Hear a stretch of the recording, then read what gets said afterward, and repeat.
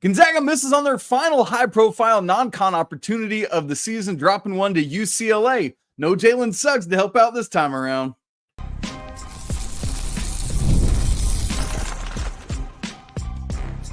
You are Locked On College Basketball, part of the Locked On Podcast Network.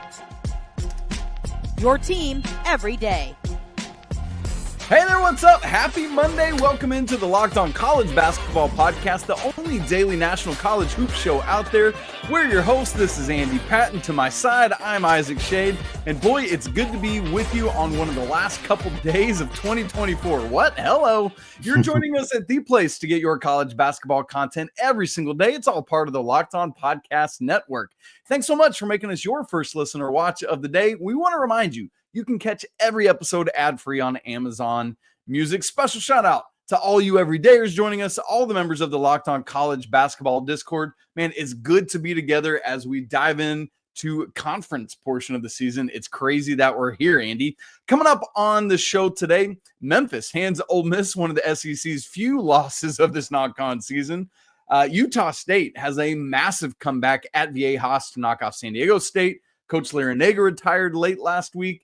And so much more coming up on today's show. But Andy, we have to start today on UCLA getting a big win over Gonzaga, the 14th ranked Bulldogs, falling to the Bruins, 22nd ranked Bruins, 65-62. And, you know, for UCLA, it's the second Saturday in a row of playing a kind of desperate team needing that win. And for both of these teams, it's kind of their final high-profile non-con game before diving into West Coast Conference and Big Ten play. Andy, obviously you as the host of Locked On Zags, we're all dialed in on this. Man, just give us the big picture takeaway from it. Yeah, you know, Gonzaga's really struggled to finish games this year, and it's been so frustrating. 2 years in a row, Gonzaga has not played as successfully in the non-conference slate as they would have liked to, as they were expected to. Last year, it was a bit more forgivable in the sense of a new starting center in Graham Ike, a new point guard in Ryan Nembhard. Nolan Hickman played a new role. They lost Steele Venters 2 days before the season started to a season-ending injury. So there was kind of these like built-in, for lack of a better word, excuses or like reasons behind those struggles. This year, they come into the year with 7 of their 8 rotation players from last year returning. They add really high-profile players in Michael Ajayi and Caleb Battle around them. There really wasn't any expectation that this team would be anything other than a top 5 team in the country. And then they go out and obliterate Baylor by 38 points in the first game of the year. And at that point, like, your expectations for Gonzaga could not have been higher. And to see them then lose a game to West Virginia in a surprising fashion in the first round of the Battle for Atlantis, which eliminates the ability to play Arizona or Oklahoma in that championship game. Then to lose their 3 marquee games in December against Kentucky, a 16-point lead at halftime that gets erased. To lose to UConn in a game that they outscored UConn by 13, except for the first 3 minutes of the first half and the first 3 minutes of the second half, where they got outscored by 19, which is what caused them to lose. And then you lose this game to UCLA, a team you've beat 4 years in a row. It's just been really hard to watch this team continue to squander late game opportunities, none more magnificent than they're squandering in this game against UCLA when they run an incredible play to get Ryan Nembhard an easy lay-in. He gets fouled. When they were down 3, he gets fouled, has the opportunity to tie the game with the free throw, misses the free throw, and then has an opportunity to try to tie the game with the three-pointer and throws it up from beyond half court when he had about 4 seconds left on the clock. A very baffling mistake from a player who doesn't make mistakes like that. This team doesn't have a finisher in close game situations, the way that Jalen Suggs was, the way that Julian Strother was, the way even that Drew Timme was, and to not have that player. And I think arguably the player that's best equipped to be that on this Gonzaga roster is Caleb Battle. And unfortunately, he was ejected from this game before halftime for a flagrant foul that was upgraded to a flagrant 2. I said this on Locked On Zags. I think my issue is more with the rule than the actual call. I think based on how the rule is set currently, that the call was correct. I don't think that should be a flagrant 2. I do not think that an incident where he was trying to he fell for a pump fake, which if you've watched any Gonzaga or probably Arkansas or Temple in the last few years, Caleb Battle loves to fall for pump fakes. This is a huge issue. for him, and he falls for a pump fake. He's out of control. He grabs Eric Daly. He kind of does the best he can to avoid injuring himself or Daly. The two players very calmly got up and were not like, Daly was like, yo, you're cool, you're cool. Like, it was clear that it was an unintentional thing, but intent isn't how the rule is designed. And so they end up throwing Battle out of the game. I think that really hurt Gonzaga, who only got 8 free throw attempts in this contest. I think, I know that there's some consternation about the fact that one of the last plays of the game on UCLA side, Sebastian Mack hit Emmanuel Innocente with an elbow that did not get called, and in fact was called a foul on Innocente, and they did not review that. And I know there was frustration on Gonzaga's side, who felt that that play should have at least been reviewed, considering they had already called 2 flagrants and a double technical in what was a very physical game of basketball. But at the end of the day, Gonzaga had opportunities to win this game, did not execute down the stretch, played sloppy in the first half, and ultimately now has 4 losses in a season where they've had a chance to win every single game they've played. And it's tough to see them in this position, especially heading into conference play, where the opportunities, they have 4 quad 1 games remaining on the schedule currently. And that's only if those games stay at the quad 1 level, which is not a guarantee. Yeah, I mean, because you think back to last year, Andy, where you had St. Mary's that was so highly rated, and there's just not that level this season in the West Coast Conference, while UCLA, for example, gets to go off to Big Ten play, where they're going to have all sorts of big-time opportunities. And it's kind of that storyline every year with the West Coast Conference, where Gonzaga now kind of disappears from a lot of folks' national radar until we get to the postseason. I know that we'll obviously be dialed in on them as a national show, but it is tough. And I hate it, because I look at the schedule and I'm like, man, 2 OT losses, a loss to the back-to-back, national champs by 6 in a de facto home game for them at MSG, a loss by 3 to UCLA in LA. I mean, it's just like it is maddening, as you said, because all of them are like, it's right there, right, for the Zags. And so, but an opportunity to go into West Coast Conference play, take out some of that frustration, get life figured out, and then explode into the postseason. And so we'll see what happens with the Zags there. To touch on some of those things you mentioned, Andy, I felt so bad for Ryan Nembhard, because he had a great day. It was like, you and I were talking before the show, it was like the good Ryan Nembhard's like first 38, 39 minutes of this game, right? And then it was just those last couple things, right? Yeah. He's been such a good free throw shooter this year. Came into this game 39 of 45. And the painful thing is that was his only free throw attempt of the game. And it was just one of those tense moments where you just leave it short. That's what happens. And you hate it, because then the ball ping-ponged around a little bit. And he's like, oh, man, maybe somebody could get a paw print on this thing and get it back up, but it just wasn't meant to be. UCLA got it there. But for Nembhard, 16 points, 7 of 12 from the field, 8 assists, 2 turnovers, 4 boards, like a really strong day from him. But gosh, like, I don't know if, like, just somebody with as much experience as he had to pull the trigger so early on that last desperation shot, when he had, probably 3 or 4 more dribbles before he needed to pull up. And that's really tough. Andy, the battle ejection, I'm with you. Clearly they both he and Daly understood the deal, right? Like, to me, it just felt like Battle was trying to break his fall instead of his bones, and just is grasping for whatever he can find, which happened to be Eric Daly's body. And I know some would look at it and interpret it maybe differently, but I'm with you. I think that is a rule issue where we need to allow the referees opportunity for interpretation of the moment, right? Like, because I think you're right. It had to be adjudicated the way it was, but it shouldn't have to be adjudicated that way. And that's frustrating for me. What's funny, though, about the ejection, it almost functioned like when a coach gets teed up and then his team goes on fire for a while, because the Zags went on a 9-0 run after that to close the half, getting that 11-point deficit down to 2. Then they extended it to an 11-0 run starting off the second half to tie the game. And then we just had a ball game going, Andy. And so really good stuff from both teams. I thought it was a well-played game. I mentioned on Friday's preview, Graham Ike had to step up in a big way, and he did. 24 points, 8 boards, 11 of 16 from the field. But the problem, Andy, is that Ajayi and Stromer scored as many points combined as you and I did, my man. And that is not going to help when 40% of your starting lineup is Mason Millering their way through this basketball game, right? And so we just got to deal with that. On the UCLA side, big game for Sky Clark, triple-double type numbers, 11 points, 9 boards, 7 assists. Eric Daly, who we've been talking about, led the way for Mick Cronin's club, 18 points, 6 boards, 2 assists, and 4 steals. So, really, I like both of these teams. I think UCLA is better than I thought they were preseason. I still feel really good about Gonzaga. It's just like there's stuff that's got to be figured out.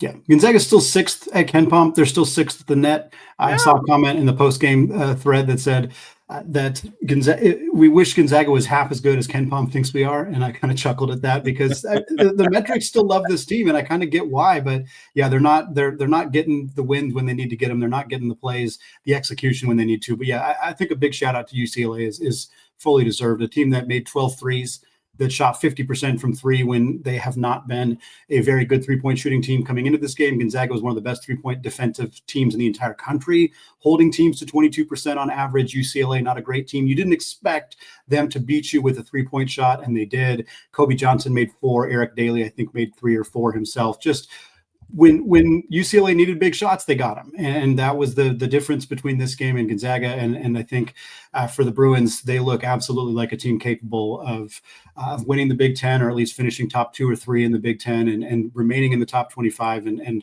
potentially challenging for a Sweet 16, Elite 8, maybe even further than that with the way that this team looked in this game and the way that they've played for the most part this season. Yep. And really quick moving forward for the Zags, no rest for the weary. They got to go to Pepperdine in West Coast Conference play tonight, Monday. So quick turnaround. As for UCLA getting into Big Ten play, although they've got another week off, they've had Saturday with nothing in between. They're at Nebraska. In fact, 3 of their first 4 Big Ten games on the road: at Nebraska, hosting Michigan, and then at Maryland, at Rutgers. So congrats, UCLA. Welcome to the Big Ten. Let's ship you off to the East Coast. Here we go.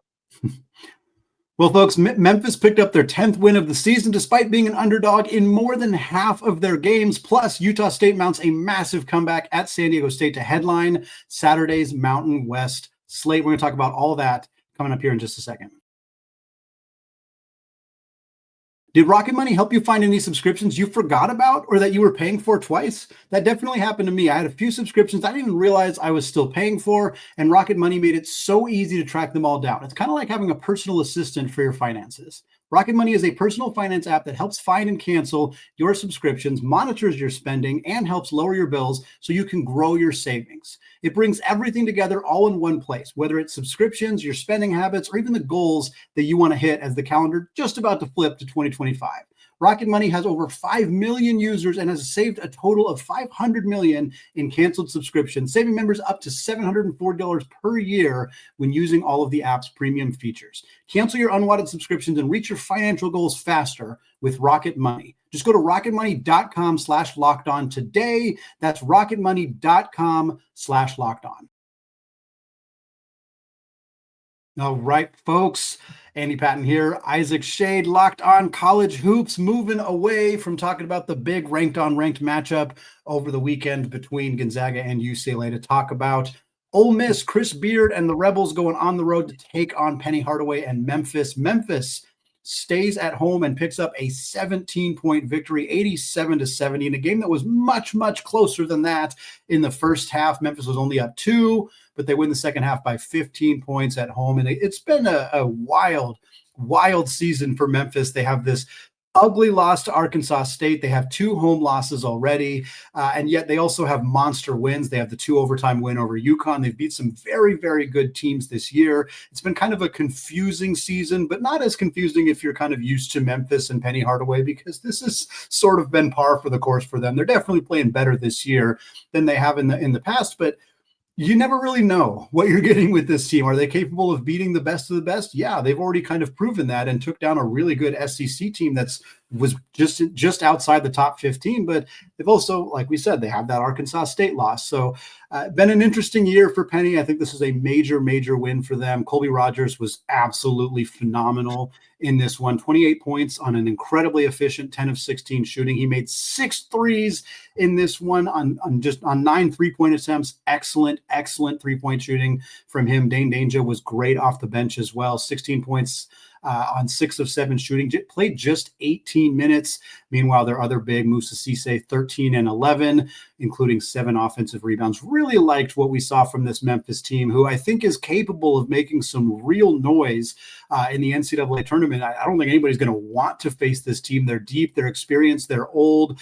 Their guard play has been phenomenal. The 2 bigs have been great, but this is also a team that it wouldn't shock me if they do not finish nearly as well in conference play as we expect them to, just because of the unpredictable nature of this team and frankly of this coaching staff so far. But great win here. Not a huge issue for Ole Miss, I don't think, but especially it being a road game, but certainly not a result that Chris Beard and the Rebels wanted. No, for sure. It's just their second loss of the year, Andy. And I think it was a more important game for Memphis just because obviously we know and we've talked about ad nauseum how insanely good the SEC is. Ole Miss is going to have a ton of opportunities. Although that said, maybe this was really important to them because they're probably going to take a crap ton of losses in SEC play. But Memphis, the AAC is down a bit this year, right? FAU is not going to be as strong. In fact, if I remember correct, I'm not looking at their schedule right now. I think that is their first AAC game is against the Owls. But so for Memphis to get this win, to keep working on erasing that Arkansas State loss is very important for them. And I love that we keep, you keep looking at this team and thinking about it. It's like, oh man, PJ Haggerty, look at what he's doing. You look at all these guys and here comes Colby Rogers having a game. I was really excited preseason to see what this front court would be. I know if I remember correctly, Dane Danger was a bit banged up preseason, or maybe it was Musa Cisse. I can't remember which, but to see both front court guys contributing in major ways, even if they're not both starting a la Michigan's Twin Towers situation, right? But to see Danger doing so much in under 20 minutes, to see Musa Cisse getting this double-double. Oh, and by the way, 7 of those 11 rebounds were offensive rebounds, the 3 blocks, the steal. I mean, it's really important. Andy, I know we're talking some of that unpredictability, but if they can get this figure, because outside of the Arkansas State loss, you look at the other 2 losses, very understandable. Losing to Auburn, yeah, that's no problem. Losing to Mississippi State, even though it was at home, sure, they're a great team. If they can more or less run the gauntlet in the AAC, because as I look at things, yes, they're favored. They're not going to win every AAC game. They're not going to win all 18 of them, but they're favored in every one of them. Yeah. And there is a real world in which we look back and say, this was Penny's best Memphis team, if they can get that consistency down, right? Like, I think that's the critical thing here.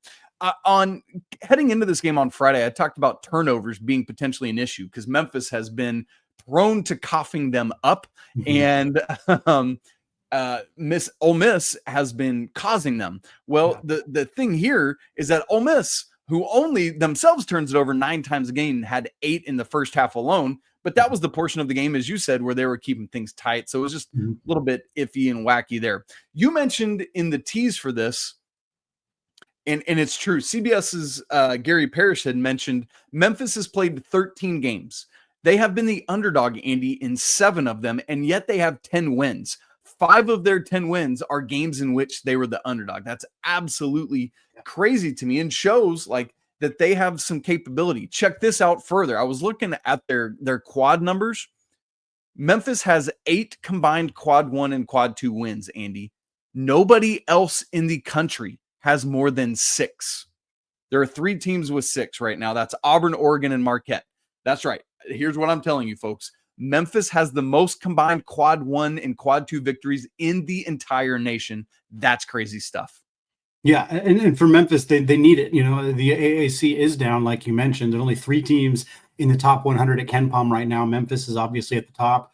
North Texas is 70th. Florida Atlantic's 91st.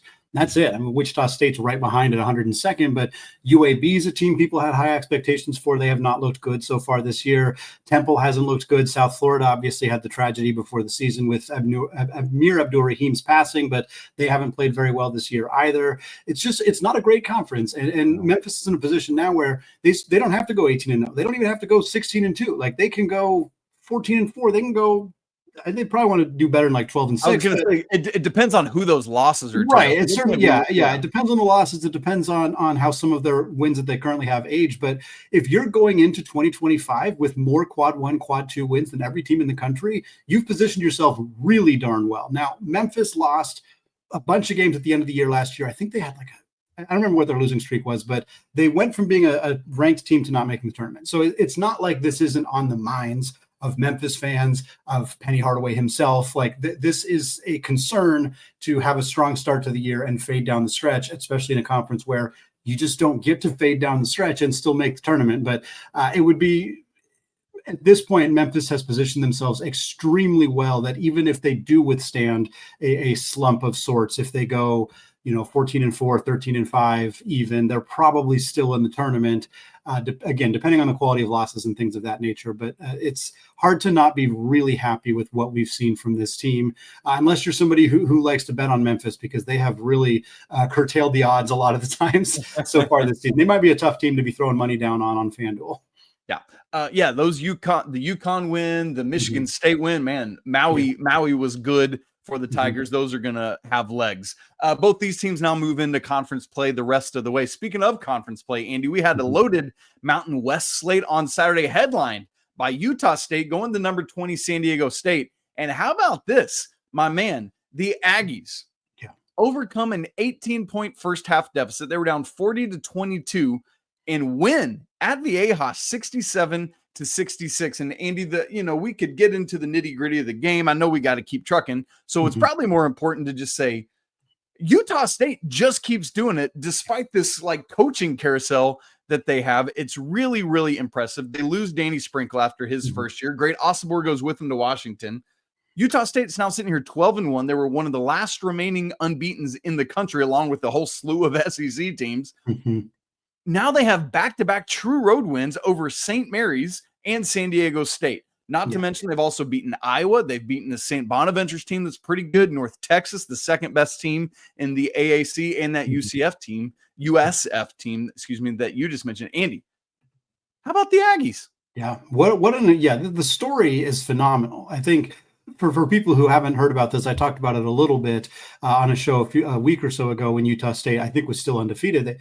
Craig Smith was their coach for 3 years. He had a phenomenal success there, led them to 2 NCAA tournaments, took the head coaching job at Utah. They replaced him with Ryan Odom. Ryan Odom's there for 2 years, has a 26-win season and gets them in the tournament. He leaves. Danny Sprinkle comes in, leads them to a 28-7 season, another trip to the NCAA tournament. Then he bounces and goes to Washington. So you have Sprinkle at Washington, Odom at VCU, Craig Smith at Utah. Your fourth coach in 7 years, Jared Calhoun, comes in, and Utah State doesn't even miss a beat. What an incredible, incredible story. Yeah, so for a program to have 4 coaches in 7 years, to have all those coaches have pretty much immediate success taking over this program, and then you bring in Calhoun, who comes in, has a 12-1 start, Utah State is just a powerhouse at this point. They continue to succeed. They continue to defy the odds. They're moving to the Pac-12 in a couple of years, along with, the excitement around the Pac-12 is for Gonzaga and for San Diego State and Boise State. But this Utah State program has proven to be a buzzsaw, and they're going to continue to have plenty of success and be a real problem in the Mountain West for the next 2 years and potentially in the Pac-12 after that. Yeah. Andy, elsewhere, by the way, Let's remember, Mountain West is just like the Big East. It's 11 teams, a true 20-game round robin. And so winning at San Diego State, huge for Utah State early in the conference slate. Quickly, the other Mountain West games of Saturday, New Mexico wins at Colorado State. Wyoming holds serve over Nevada at home. Boise State wins at San Jose State. UNLV beats Fresno State at home. So really good stuff there.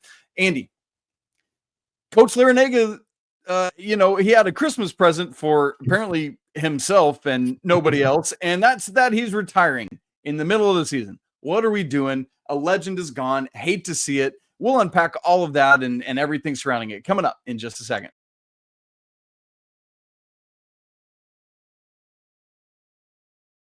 Happy Boxing Day, everyone. Last Thursday, Coach Larranaga, Jim Larranaga, Miami's head coach, retires. Man, this guy who's been at Miami for 13 plus seasons now, all-time winning as head coach for the Canes, made the NCAA tournament with them 6 times, took Miami to their first Elite Eight, their first Final Four, won their first ACC tournament championship, won their first 2 ACC regular season championships, 5 NCAA tournaments with George Mason. Obviously, that crazy run in 06. We can talk about that in a little bit. Andy, this is my favorite accolade I saw about Coach L. Only coach in NCAA history to win 100-plus conference games at 3 different D1 schools, Bowling Green added in with George Mason in Miami. Man, this dude is an absolute legend, but he steps away. December 26th, right as we're getting ready for conference play. Andy, where is Miami turning, and what is your take on this decision and this timing? Yeah, it's less about the decision. It's more about the timing, for my take, at least. I understand a coach at his age. I understand any human being at his age choosing to retire. I think that's very reasonable to do. I think, even the rationale that he gave in some places, he kind of talked about the changes to college basketball, which is what we've heard time and time again from coaches who are stepping away of, the NIL is the wild, wild west right now. And, we don't need to litigate that conversation because it's the same conversation we had about Tony Bennett. It's the same conversation we've had about many other coaches who've chosen to step away. But he did it in the middle of the season, and he did it in the middle of a season that's going poorly. The Miami started 3-0 in the year, but they're 1-8 since then. They did not win a single game in their MTE. They I think they're in his last 22 games dating back to last season, they went 4-18. Like, the team was really struggling, and it's hard to continue to coach when your team is struggling, but you also just walked away from your team in the middle of a season. And Bill Courtney's going to take over. He's associate head coach. He's been there since 2019. It's going to be fine. He's been a head coach before. He was at Cornell for about a half decade. Like, he's got some experience, and I don't think it leaves Miami in a horrible spot because of Bill Courtney. But it's not we were saying this before we got on record. Everything about this, even the NIL conversation and stepping away in the middle of with a bad season, all of that is fine if it happened in April. Even if he'd said at this point, hey, I spent some time with my family over Christmas break and have decided that this is going to be my last season, and I'll finish out the year, into probably March and not April for Miami, and then call it a career. Like, that would have been fine. But stepping away in the middle of a season when your primary complaint is that all players leave every offseason it's tone deaf, to say the least. And I like Coach L. I feel for him that these last 2 years have gone poorly. I feel for him when he said that, he had a team that went to the Elite Eight or Final Four, and then 8 players wanted to hit the transfer portal. Like, I understand that that's frustrating. And then when you've spent the majority of your career in an era where that wasn't an option, and it's this completely different thing, like, I get it. I understand that frustration, but I have a hard time hearing coaches' complaints about that when they're stepping away from their team in the middle of a season. It just really doesn't sit well. And I would be frustrated if I was a Miami fan. I'm frustrated for their fan base. I'm frustrated for college basketball for losing a coach who is willing to do that and step away in that position and kind of leave his team and the fan base in the lurch. It's just feels, like I said, tone deaf, to say the least, for Coach L to do that with the timing. Yeah, it's so unfortunate. Like, in some ways, I haven't fully thought through this, but I almost like Tony Bennett's decision better, because at least it gave them a whole season. With this, it's like, if he had done what you just suggested, it gives the AD an opportunity to get things lined up. It allows them to do what they need to do in recruiting, because it's like, hey, coach, all of that stuff, it just makes more sense. And I love that idea. And I think that would have been the best thing. And man, for the ACC now, this is like the 6th coach to retire in the last 3+ seasons. Roy Williams, Mike Krzyzewski, Jim Boeheim, Mike Bray, Tony Bennett, and now Jim Larranaga. That's in the new 18-team ACC. That's literally a third of the coaches to step away. That of those guys, that's 4,398 wins, 30 Final Fours, and 10 NCAA championships, obviously half of which belong to Coach K, which is crazy stuff there.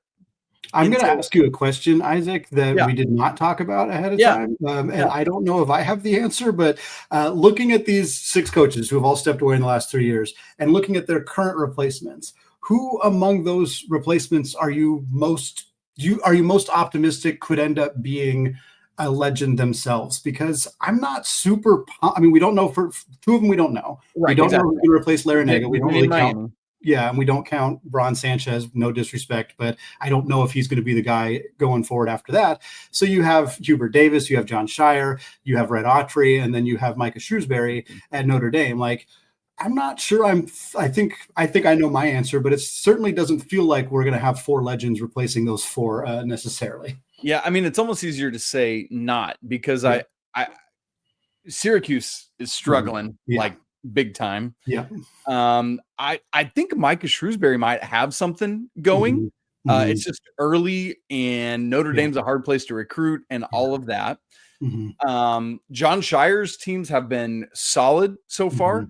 I think the results of this year are going to go a long way to determining how we feel about that.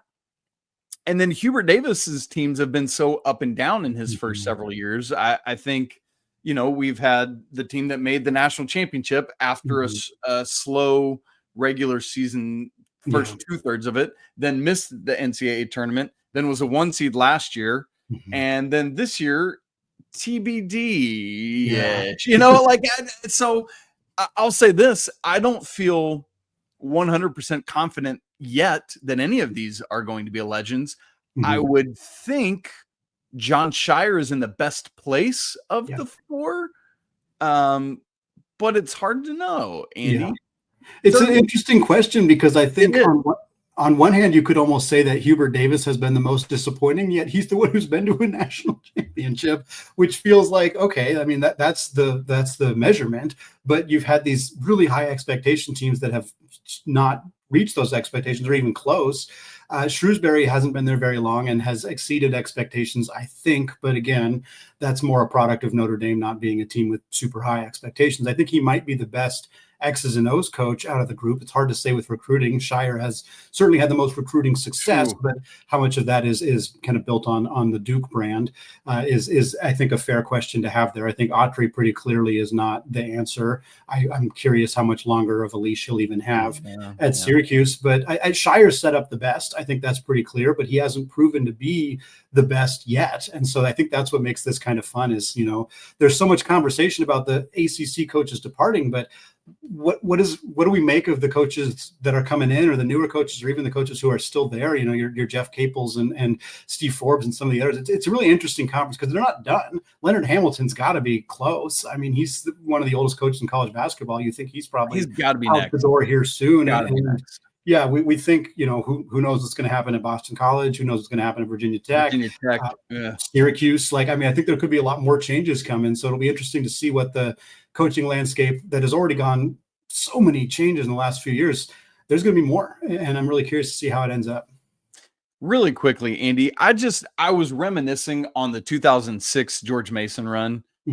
This team, Andy, so often when something like this happens, it's because the bracket blows up and they kind of get a little bit of a path. This team beats 6th seed Michigan State, 3rd seed North Carolina, 7th seed Wichita State, 1 seed UConn, and then they lose to eventual national champion Florida pretty handily. But every one of those teams that they beat, and truthfully, every team they played was top 27 at KenPom. Wow. Michigan State 27th, Carolina 10th, Wichita State 26th, UConn was 4th. That might be the most impressive win of it all. And then Florida was 1st at KenPom. Really, really incredible stuff. Literally the only game where they didn't play the better seed was Wichita State, who had beaten Tennessee. But Wichita State and Tennessee were so similar teams, I think. I mean, I look back on that, and it's, again, because they actually had to just go out and beat really, really good teams. So impressive to me to look back on that run.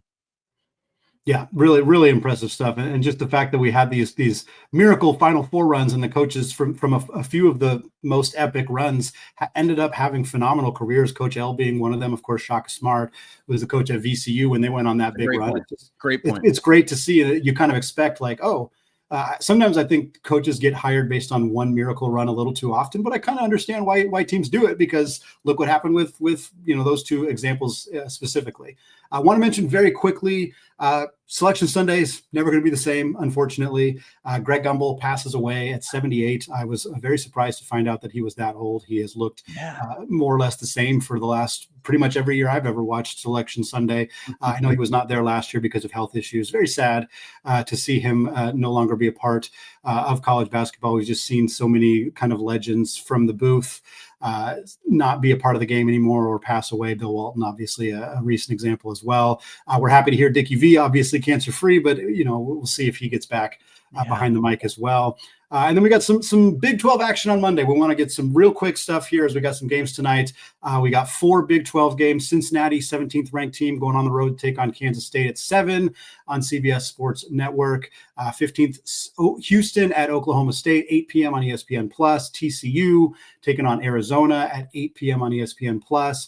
Iowa State, third-ranked Cyclones on the road at Colorado, 9 p.m. on CBS Sports Network. So if you have CBS Sports and ESPN Plus up, you'll get to watch all 4 of these games as the Big 12, which should be a gauntlet once again this year, gets us going. Yeah, Andy, it's so weird to see Big 12 games on CBS Sports. That's going to be crazy. Also, let me give you a just keep your eye on it game. 11-1 Columbia is at Rutgers tonight. Lions already have 3 true road wins. Just keep your eye on the game of the night. Folks, that's going to wrap it up for us today here on the Locked On College Basketball Podcast. Want to thank all of you for making the show your first listen or your first watch of the day. We'll be back with the rest of the week, getting you ready into the new year, into the start of conference play for many conferences across college basketball. Going to be some fantastic stuff coming your way this week. We do want to say, as always, apologies to the Lawyer family. Let's go Wildcats. And until Tuesday, peace out.